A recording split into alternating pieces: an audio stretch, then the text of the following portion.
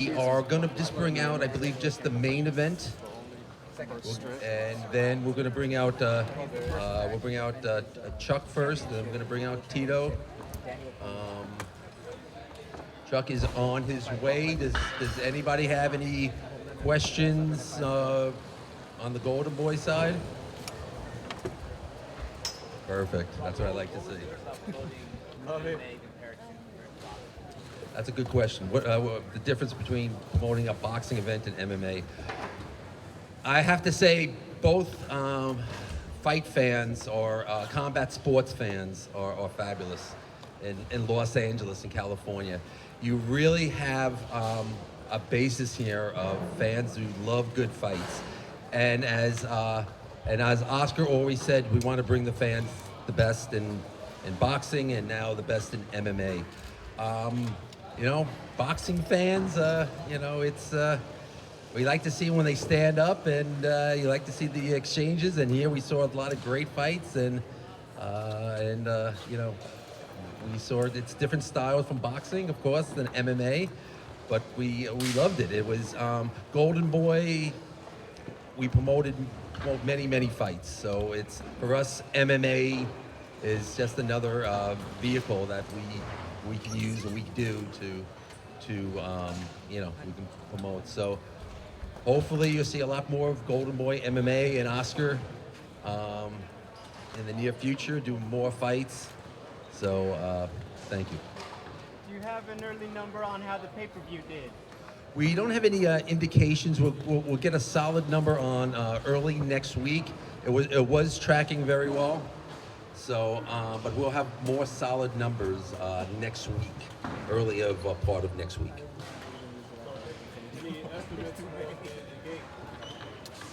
On the gate? On the gate, the attendance side or the financial? I don't want to get into too much detail on that, but we did financially beat the Bellator, the last two fights that they did out here on the gate. I think they did higher in attendance, but we did higher in the gross.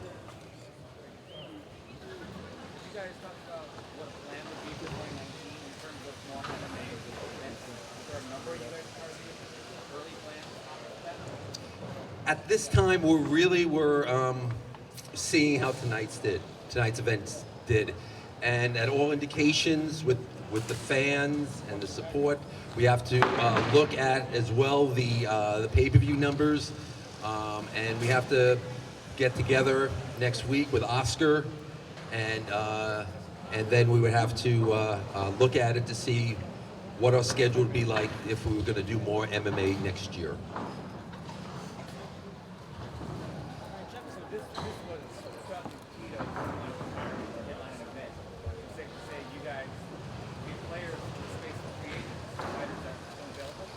That is correct. Our doors are open at Golden Boy, and we'll be seeking other fighters that are not under contract.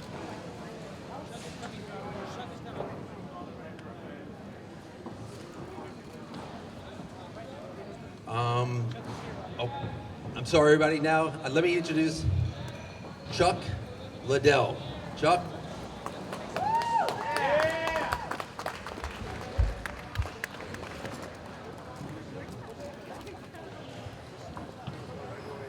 Am I supposed to give a speech now? Thank you, everyone, for showing up. Sorry about my performance, but it is what it is. It happens. I mean, Tito came prepared, and I lost, so it is what it is. I'm proud of my training camp. The guys did a great job. They got me in great shape. I showed up, no excuses. I was in great shape, ready to go, and he was a better man tonight, so there it is. We'll take questions.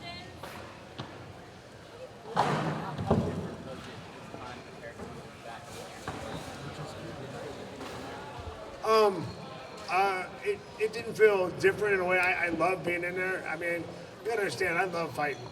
I don't do this. I never did this for money or fame. That's not why I started.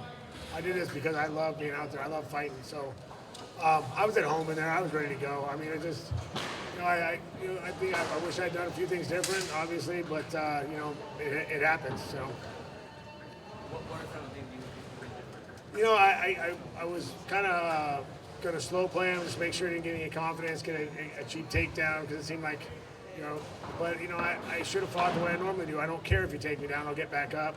And I should have came out at him at a fast pace. I should have started. I was kind of back and forth between hanging back and doing the fast. I went with the hang back and kind of want, you know, get it going and figure out what he's doing.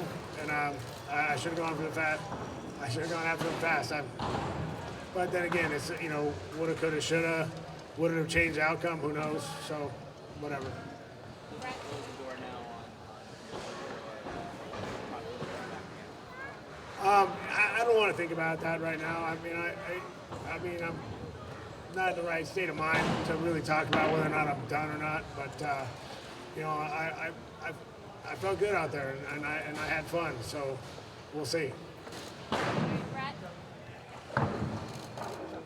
a lot of people heading into this fight were, you know, concerned about this very thing happening, you getting knocked out in a real vicious way. I'm just curious, first and foremost, how do you feel right now, physically after that? Oh, I feel great right now. I mean, I'm fine. I mean, I don't feel bad. It wasn't I don't think it was a bad knockout. I mean, I was able to answer all the questions in the corner right away when they came up and asked me, you know, where you live, where are we, all those questions. I was able to answer them all right away. So I'm fine. In the moment, though, do you remember what happened and how it felt when you got hit? I don't think you ever remember how you felt when you got hit and when you go down. I mean, that's just part of that. I mean, you don't remember. You at least lose that period of time. So, no, I don't remember. You and Tito obviously have years of playing boxing for each other. How do you feel now after the embrace you guys have? Are you guys buried the hatchet? Do you feel good about that?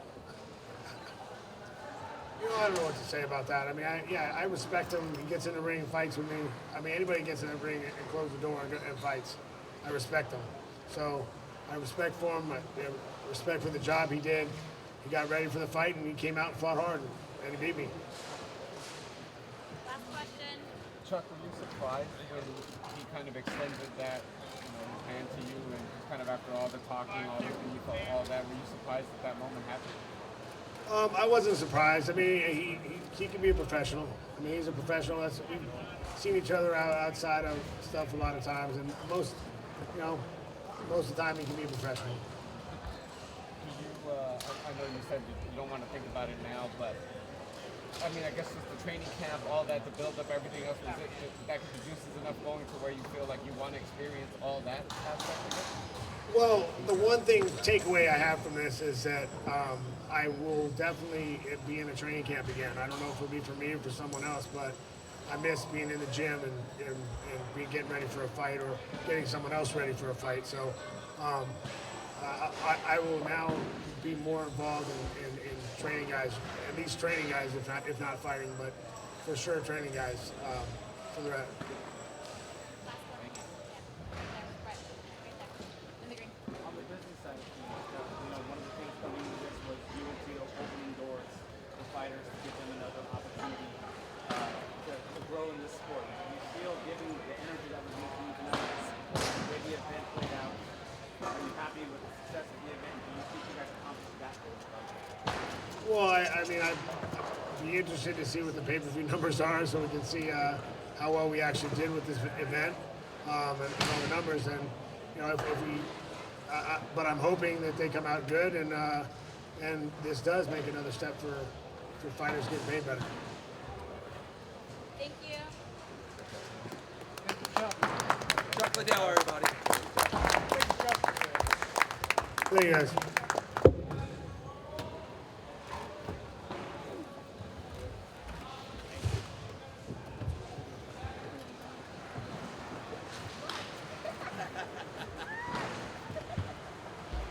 A true warrior, a true warrior. Chuck Liddell.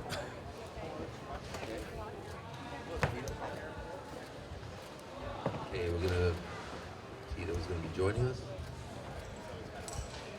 Tito is on his way.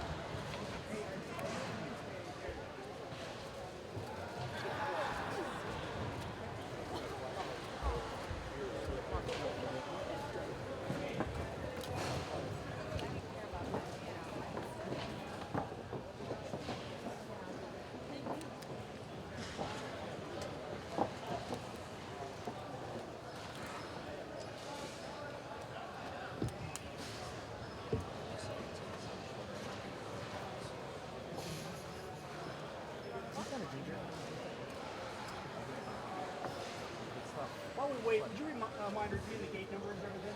Sure. We're fully set up.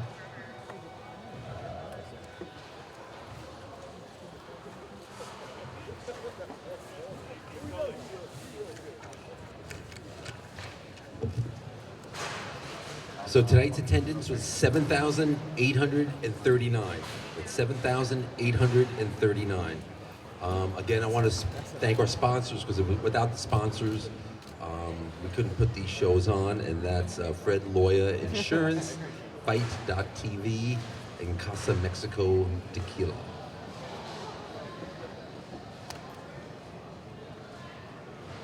As I said, pay-per-view numbers we'll get sometime next week. Tracking very well,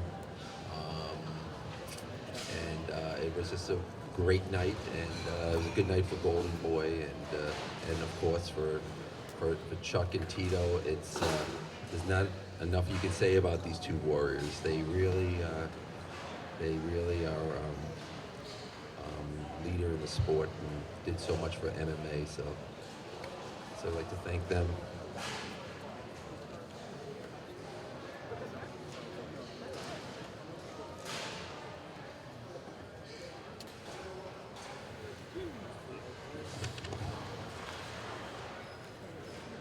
Ladies and gentlemen, I'd like to bring the winner of tonight's event.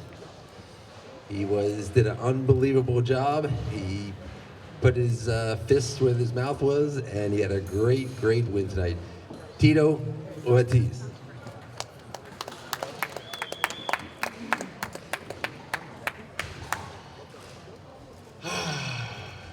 You guys don't even know. All the pressure, everything that I've worked for. 21 years I've been in this game of mixed martial arts. I've been through the worst of the worst. I've been through the highest of the highs, like no other. Becoming a world champion after a year and a half of competition, losing my world title after 5 title defenses, being on one of the top promotions in the world, and then thrown to the wolves. I'm thankful for Lorenzo Fertitta, Frank Fertitta for giving me the opportunity to build a Tito Ortiz, but I really got to thank my fans for having my back from all these years of 21 years, because now I can look at it and I can be thankful for Oscar De La Hoya and Golden Boy Promotion to starting something new. Golden Boy Promotion has been amazing for me up to this point, because they've been nothing but respectful. They treat me with nothing but respect and class, and that's the way fighters should be treated. When I spoke with Oscar, and he told me, he goes, Tito, you gotta understand, I was a fighter. When I got into promotion, I wanted to give back to the fighters. I smiled at him, I was like, I've been trying to do the same damn thing the last 20 years. Well, I've had the biggest stage in the world to get that opportunity to do. The last week we did so much promotion. Everywhere in Los Angeles we hit. I mean, from Bill Lean to Power 106, all across the United States. Hopefully the pay-per-view did well. I'm hoping it did well, because me and Chuck will reap the rewards from it.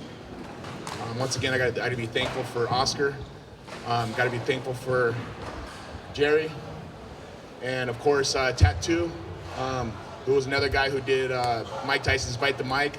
I met him at the Staples Center, and he said, "Hey Tito, man, hey, you should come on my podcast with Oscar De La Hoya, or with Mike Tyson." I was like, "Yeah, of course I'll do it. Well, here's my number." And it was just acquaintance. I went on Bite the Mic with Mike Tyson, and at that point, Chuck was already calling me out. I reached out to Dana White, and he said, "No, we're not going to do this fight. No possible way. I don't want nothing to do with it," because he knew what was going to happen. I said something on Bite the Mic, saying, "What if Oscar would be interested in doing it?" And this guy right here, like, jumping at this, like, "Are you serious right now? Are you serious?" Well, a week later, I was in a meeting with Golden Boy and Oscar. I text Chuck, and I said, "Chuck, I think we put this fight together. You still want to do it?" The next text I got from his manager saying, "Stop texting Chuck." Well, I guess we got the fight together. Next week, he was in a meeting with Oscar, and we signed it. My camp started, and that was 19 weeks ago. I put in everything I need to do for this fight. I can show people out there that no matter what surgeries you've gone through, what hard times you've gone through in relationships, Just as long as you keep your mind focused and positive and have positive people around you, you can achieve anything in this world. And I'm proof in the pudding. I'm a kid who came from nothing. A week ago, I went to talk to my father, first time in 7 years, and I forgave him because he only knew as good as he was taught. He only knew as good as he wanted to learn. He was a heroin addict who's on methadone now, and he's 80 years old. And I went to him and I said, you know what, Dad? I forgive you because I understand how hard it is to be a parent. I understand how hard it is to be a man because I lived the same thing through my life 5 years ago when I had to leave my ex and I had to give my kids a brighter future. My girlfriend Amber that's here, she saved my life. She showed me what love truly was. I thought I'd never love a woman again, and she's my backbone. Amber, I love you. Like, you guys, like, whoever's going through hard times in life, whoever's going through things that you don't think you can get through it, I just hold down, bite down, and just get through it. Do the right things, do positive things, do things to give back. On Thanksgiving, I had to make weight. First time in 21 years I couldn't have a Thanksgiving dinner with my family because I usually have Thanksgiving dinner at my house. So I called my publicist and I said, Michael Levine, is there any possible way that you can get me to a shelter that I can go feed the homeless? He said, yeah, I got you. He texted me, he goes, go to the Laugh Factory. I showed up to the Laugh Factory at 2:30. They said to be there at 3, but I showed up at 2:30 because I try to be punctual. I served from 3 o'clock until 6:30. And I served 2 different helpings to people who are less fortunate. And it just made my heart feel so warm to be able to give back. And I was so damn thankful just to be in that situation because as a kid growing up, I was one of those kids that were sitting in their family eating a free Thanksgiving dinner. And it's crazy how life turns around because it comes full circle always. I woke up this morning and I was nervous. I was not sure of what was going to happen. I know how dangerous Chuck is. I know how dangerous his punches are. And it was a feeling in my body that almost like an empty feeling. And I didn't understand. And I was talking to my son Jacob and I said, Jacob, I'm so nervous. He goes, Dad, I'm nervous too. He goes, but you know what, Dad, I watched something online and they said, if you could turn that nervousness into happiness, you'll think of it a totally different way. When he said that to me, and this is a 16-year-old kid who's telling me this, my son, and he turned that nervousness into happiness, and from that point out on, I knew I was going to win this fight. Yes, the hard work I put in for 18 weeks, but to have the support and everything that just turned around. When I was cutting weight yesterday at my hotel, I come out of cutting weight, and all of a sudden the Notre Dame comes walking out, the college football team. I was like, Notre Dame, wow, that's pretty damn cool. As a kid growing up, I always watched it, and I have Irish in myself, and I was like, cool if I take a picture with you guys. And it was like the luck of the Irish, the fighter in Irish. Is this all like meant to be? Am I meant to be sitting right here with my hand raised knowing that I beat Chuck Liddell finally? He came out saying he's gonna knock me out in the first round.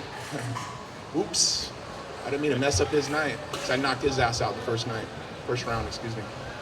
I wanna thank everybody for supporting me, all my fans, everybody who believed in me, and all the ones who didn't believe in me. Take the hatred out of your heart, because at the end of the day, we all should be happy. Golden Boy, Jerry, Oscar, if you're watching, thank you so much. You guys have witnessed the beginning of something great, something new to give back to the fighters, and that's Golden Boy MMA. Thank you guys. Yeah, I'll take a couple questions.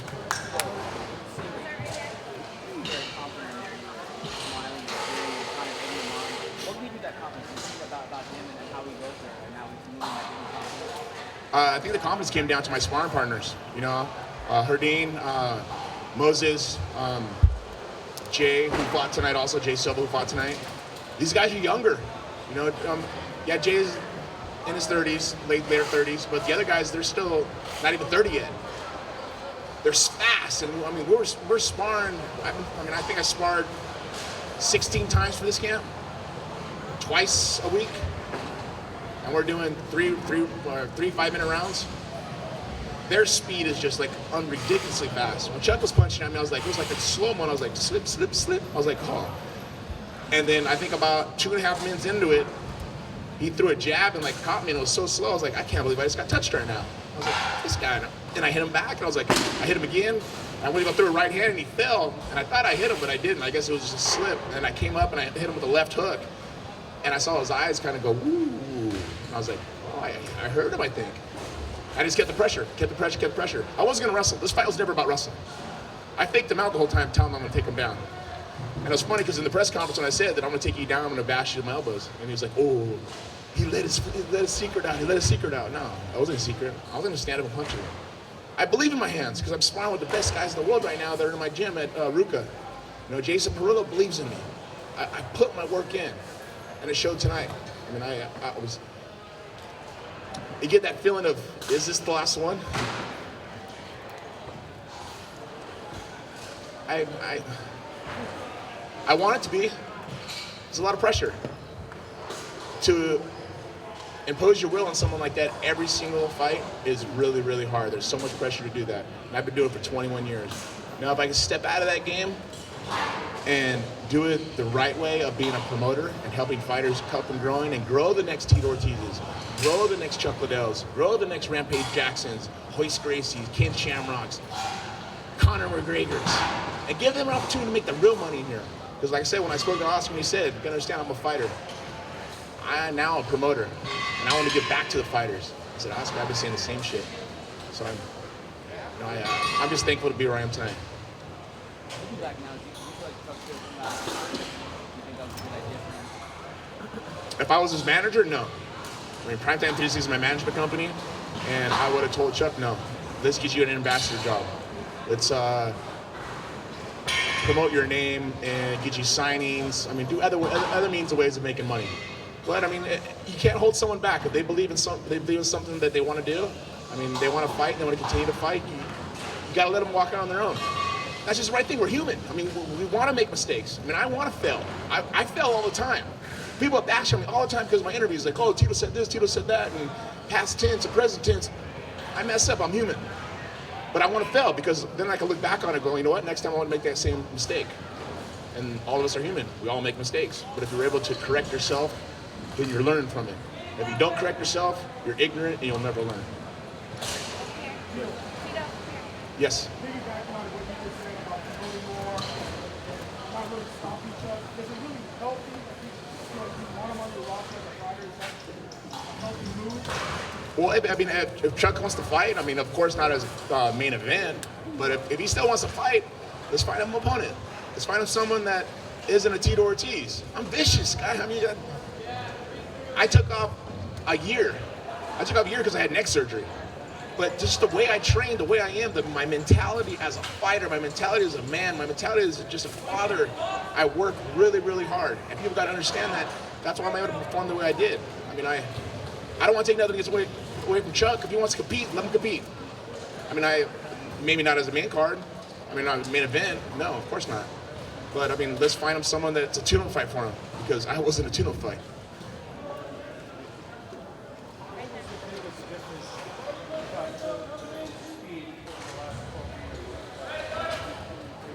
So what was the difference? I think my maturity. I matured a lot. I matured a lot as a person. I matured a lot as a father. I matured a lot as a fighter. My confidence, of course, coming off of a choke from Chael Sonnen. My life, living in a positive environment. I went through 7 years of hell trying to fix somebody. And it took me almost 7 months of therapy with my therapist to come to realize that I can't save my mom. And he said, you know what, Tito, stop trying to save your mom. Go find someone to save you. And I did with Amber. As a fighter, you gotta have a solid home. You gotta have a solid person who has your back. Not coming home to someone saying that, oh, you're a piece of shit dad, you're a piece of shit fighter. When someone says you're a piece of shit for such a long time, you start believing it. And I will not live in a negative life like that ever again. I won't let my kids live in a negative life like that ever again. And I hope no one else can ever live in that type of lifestyle. I hope they're able to look in the mirror and realize that it's not them, it's the person that they're with to make the difference. And that's what made me a different person. When I'm confident and when I have a positive environment around me, I'm unstoppable. And I gotta say, that was the ticket. I was going through a lot of stuff at those times. And You know, I went through a divorce. I went with a new relationship. I was being smashed by the president of UFC and always bashing me, always saying stuff. Just, it was hell. And that's why I walked away in 2013. That was the reason I walked away from UFC, because I couldn't handle it anymore. But now that I'm graced and respected and honored the way I am with Golden Boy, I think other fighters will see that and they would like to do the same thing too. Where they're able to have their own sponsorships. They're able to be a part of the company. They're able to be a partnership of the revenue that is income from the fight. And I think that's important. Let's change the game of mixed martial arts. Let's not make the fighters contractors. Let's make the fighters partners. If they're able to promote and they're able to have a huge fan base, they should get a lot of the money. If they don't have any fans, they better start building those fans. They better start building that social media. That's important. Get a publicist. I got a publicist. I went and hired a publicist for this. Of course, I really don't need it, but I'm a workhorse. I work my ass off to get where I am. And I think other fighters should resemble what I've done through my career. Yes, the mistakes I've done, so correct yourself. Don't do the mistakes that I've done. I think that's important. That's why I started Primetime 360 with my partner, George Frazier.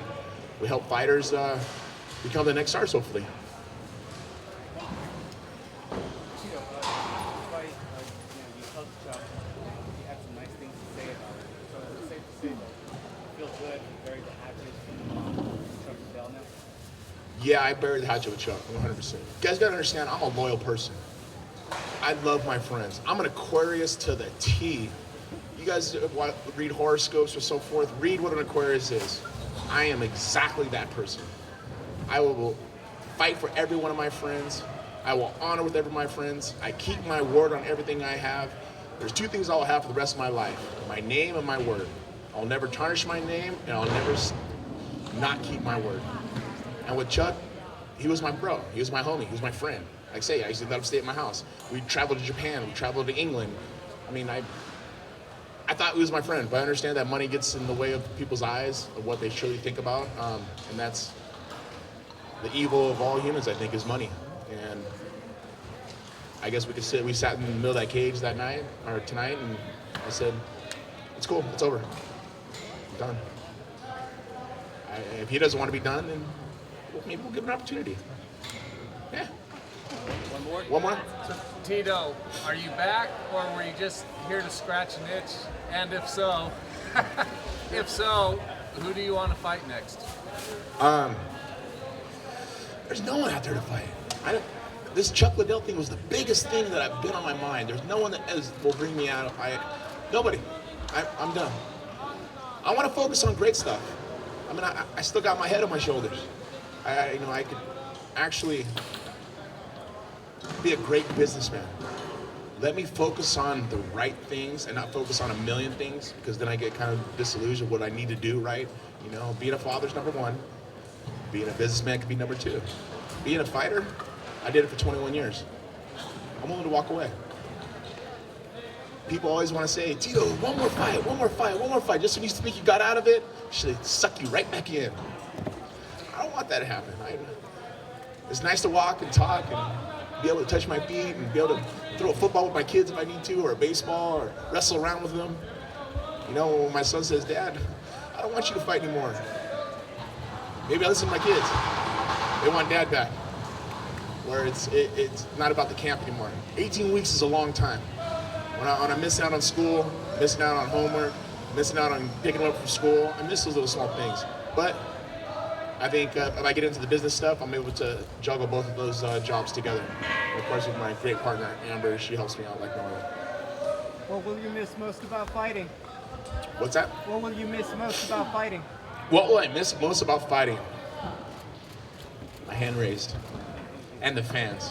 I love the fans. The fans, you gotta understand, one of my friends, one of my number one fans, but my friend, a close friend, Jeremy, he's been with me since my first UFC fight, and he's been following me every one of my fights. And he was here tonight, and they actually came to the weigh-in and so forth. And have fans like that is amazing, and I'm thankful for it, because they're ride or die, no matter what. No matter how many times they say Tito's shit, and he's like, no, he's my man. They fight over it. That's why my mom can't even come to the fights anymore, because she's just getting fights because people talk shit to her all the time. So she's like, I can't even go no more. I was like, that's good, Mom, I love you. My mom was real. She was a veteran. How many times has Scott Coker texted you today? Actually, Scott Coker actually did text me today.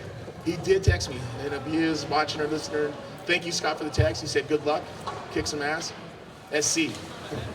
So that was a great gesture from him. And I was happy about it. I got a lot of texts today. I got a lot of support today. I think the pay-per-view will do pretty well. I think it actually, because just the remarks and the people texting me and emailing me and on my social media, it was everywhere. I think the pay-per-view did fairly well. It would be nice to do 1 million pay-per-view buys, but I doubt we did that. But I'm just saying, if we broke the crest of a couple hundred, it'd be amazing. It'd be a success if we did. I want to thank the fans. You guys, I want to get out of here. I want to go enjoy myself a nice cold one. Oh yeah, it was yours. That was just one. I mean, come on. I'm Mexican. I can drink a lot. No joking. Since this is your last fight, you didn't really get to do the gravedigger. Yeah, I did. Well, they were stopping you. They didn't stop shit. I was doing it. I was busting through the legs. I was doing it. Come on. One of my buddies got a great picture of me digging it.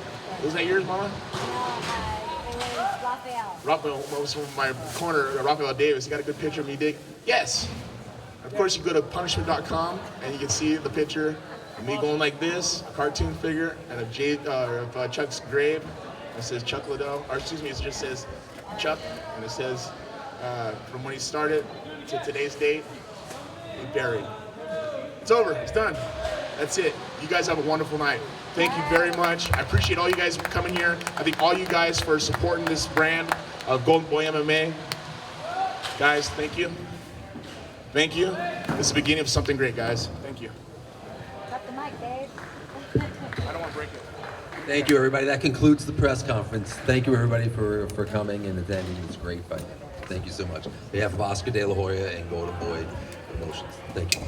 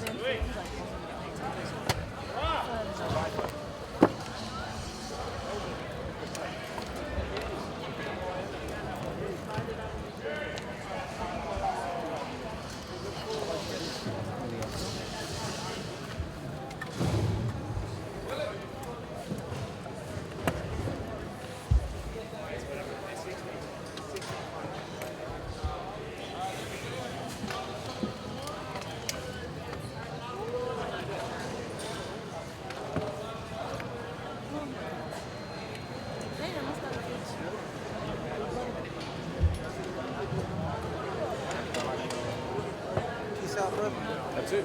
I'll see you Tuesday? Wednesday. You're not going to the media workout?